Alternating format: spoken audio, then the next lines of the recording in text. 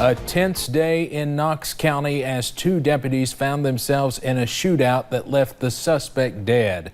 Good evening, I'm Steve Hensley. This is the scene outside of UT Medical Center in Knoxville, Tennessee earlier today. You can see Kentucky State Police troopers outside of the hospital. We know one of the deputies shot and injured is there right now, going through surgery at last check after being shot 4 times. WYMT's Angela Reigert is live in Knox County with the latest on the investigation. Angela? Steve, state police identified the shooter as John Bays. As we found out, he has a lengthy criminal history. That indictment, which deputies were trying to serve, included charges of burglary and criminal mischief, among other things. People who live nearby in the area say, unfortunately, what happened today was not that surprising. We go and serve many warrants, several traffic stops a day, and just never know what could happen. On Monday, deputies came to this home on Kentucky 225 in the Artemis community to serve an indictment warrant. But when they got inside, that is when this individual began firing at both deputies. Deputies fired back and killed that man. His name, many people knew. John Wesley Bays. The 50-year-old has a lengthy criminal history. That indictment deputies were trying to serve included burglary and criminal mischief charges. For the man who lives here in the Strasburg community, he says the news was not all that surprising. Well, you know, people like that comes from their neighborhood over here and makes it look bad on our part, you know. State police say another man was inside the home when the shooting happened. They arrested him and took him in for questioning.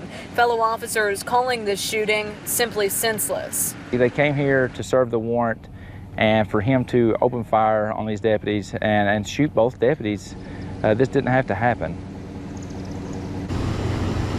Now joining me is Cassidy Strickland. We want to show you a photo we just received. It's been floating around on social media. It pictures those two deputies who were injured together. I also want to give you an update on their conditions right now. We are told by Kentucky State Police Deputy Lyford is still in the hospital tonight. As we told you a little bit earlier, he was flown to University of Tennessee Medical Center. Kentucky State Police officials did tell me he is in serious condition, but is expected to be okay. We know he went into surgery a while ago. The other deputy, Claude Hudson, he actually was released from the hospital and is doing okay. Cassidy, certainly this was the talk of the town today. What were you hearing from people? Oh, absolutely. You know, everyone was just abuzz about this situation today. And, you know, when they found out that the deputies were going to be okay, you know, I know we've said Mr. Lyford is in surgery right now that we know of. They were relieved. But earlier today, when I talked to several county officials, they just couldn't believe that this actually happened to two of their own deputies. News travels fast throughout close-knit communities. Kind of felt nauseous about it all. When county officials found out 2 Knox County deputies had been shot, they feared the worst. This day and time, the police officers, we just need to remember them. They've got a dangerous job.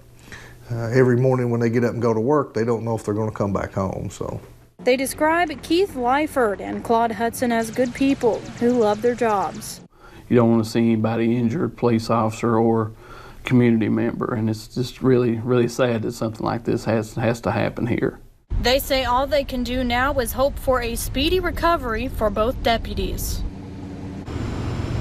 Angela, and when I talked to the judge executive earlier today, he was just telling me how resilient of a community the folks are here in Knox County, and he's determined and knows that everyone will get through this together. Well, that certainly is true, and I actually talked with Sheriff Mike Smith a little bit ago via text message. He says he really appreciates all the thoughts and prayers.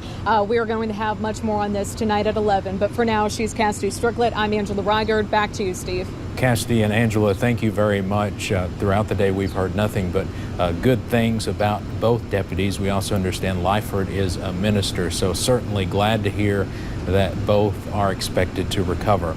Now, when digging deeper into Bay's prior criminal history, we learned since 1999, 43 cases have been opened against him in Knox County.